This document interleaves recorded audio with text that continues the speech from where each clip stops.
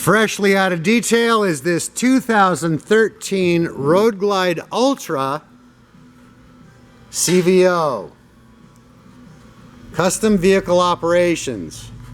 Means upgraded everything. In this case, the stereo is fairly outrageous.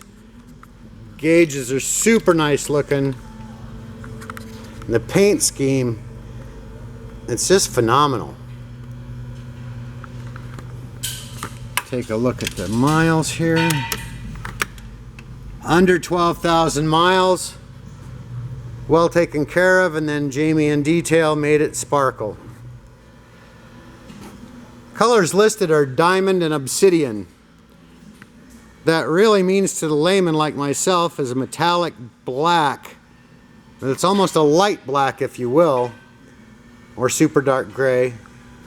Wonderful blue pinstriping and gray stripes. Spike is gorgeous. Screamin Eagle 110 motor, air intake.